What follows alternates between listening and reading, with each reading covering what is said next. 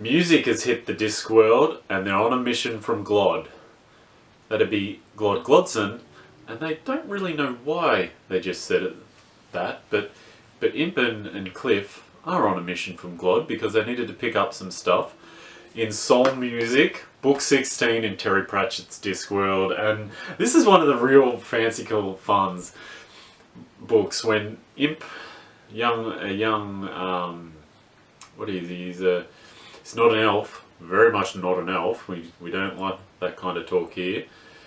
The young druid wanders down from the mountains, and he can play a lyre, and so he's come down to Ankh-Morpork to join the Musicians Guild, which is a massive racket. And he's meets up with a dwarf, Glod Glodson, and a troll who's what's his real name is? I can't remember. It's Cliff. And they created music with rocks, and basically Terry Pratchett takes the music industry and gives it a good kick up the bum. Rock and roll, got roadies, we've got shonky venues, the ultimate shonky manager, which is cut me own throat Dibbler, who can sense a money scheme anywhere, and he jumps in, and I love when Dibbler takes a big hand in stuff. And of course, this is actually a Deaf novel, so Def's gone on having one of his little moments again. He's disappeared. He's going to forget. He wants to forget.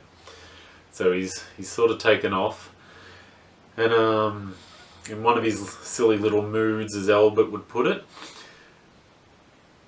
Though it hasn't stopped Def this time. Last time Def did this, it stopped Def, so that caused a whole bunch of different things. But this time, the Death of Rats has basically made the family business inheritable. And despite the fact that Def's daughter Isabel was adopted, and they've sort of recruited Isabel and Mort's daughter, I cannot think, my names are blocking me. Susan! Oh my god, Susan. I had to just look that up if you didn't notice. I was not subtle at all. Susan has inherited the family business, despite the fact that she has no DNA linkage to Def, because Def is an anthropomorphic being. We cannot. There's a concept. It's created out of what we've made it, really. This natural part of life, this image of the skeleton and the scythe and all that. But despite all that, Susan's inherited the family business and the powers through osmosis, basically. So the Death of Rats is quite a raven that can speak. It's very occult, and she's basically inherited the family business, trying to discover what to do. Albert's helping her, the Death of Rat's helping her. And of course she goes to this concert where young Imp was playing with the band with rocks in, and intervenes, sort of, but it's not really her that intervenes, it's the music itself that sort of intervenes and stops him from dying, and sends this on a massive sort of, typical Discworld whirlwind. The wizards are also prominent in this one. So this is a wizard novel, it's a Deaf novel, and it's one of those typical Terry Pratchett, brilliant, whimsical, fun novels. And the wizards getting into music with rocks in it, and Terry does it all. No music is safe. It's it starts with the old school rock and roll. Punk gets hammering, all the classics, and the Blues Brothers. We're on a mission from Glod.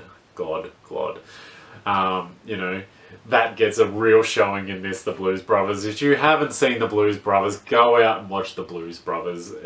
I love that movie. I remember we had it recorded when I was a kid growing up, and I almost every second weekend we would watch the Blues Brothers. Now, you know, these kids that can stream thousands of movies and shows at the whim. But yeah, no, we watched Blues Brothers a lot as a kid. So to see a Discworld get the, you know, Blues Brothers get the Discworld treatment, along with, you know, the Brit Invasion, the rock music, punk, all that, it's really good. And with the, you know, the wannabe bands and stuff like that, they pop up, and that's just makes layers upon layers. And yeah, Cut Me Own Throat Dibbler talking his way to band management, you know, making thousands of dollars and arguing that he has to pay each band member $10. You know, that typical throat mentality. You just cut me own throat.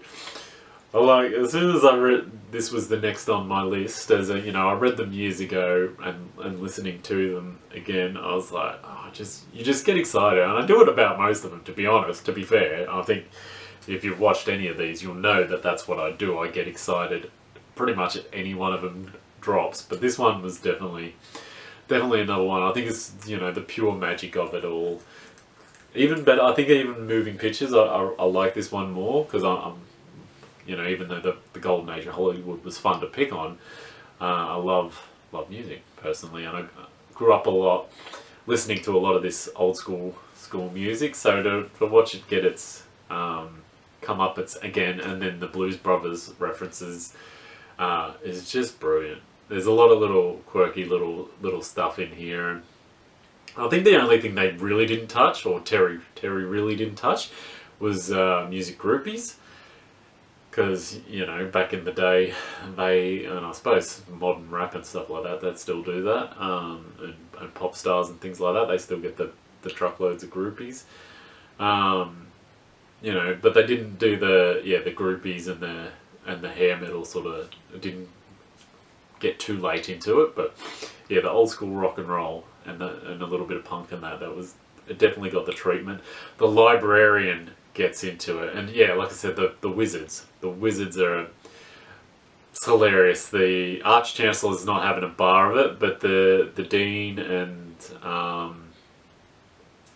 you know, the faculty turning leather cloaks and making leather cloaks, because leather wouldn't wear pants, but yeah, making leather cloaks and spiking their hair up and doing different things. Typical children. Yeah, the wizards are all old men, but they're just children, teenagers at heart. And just the fun that Terry has with them. And then the Librarians, he joins the band with music and with rocks in it as an organist, and also builds the first motorbike, which you can see on the cover. And yeah, it's brilliant, absolutely brilliant. But while Susan's trying to trap through the mystery and figure out what's going on, Def's having his moment of crisis, as he tends to do, and he's joined the Clatchian Foreign Legion to forget. And but it's Def. He knows everything, and he knows everything that's happened and will happen. So there's no forgetting. And but yeah, that's another little fun little thread. A lot of little Easter eggs in this one, if you know your music references, and if you don't, you know, it's still a lot of fun anyway. But yeah, this is definitely one of the coolest ones. Soul music. I mean, like, again, you've watched any of my videos, you know how much I love this world. I love Terry Pratchett as a writer, and this one was definitely up there with one of my favourites. Soul music. Discworld book 16, absolutely brilliant book. Check it out. Happy reading. Subscribe and follow.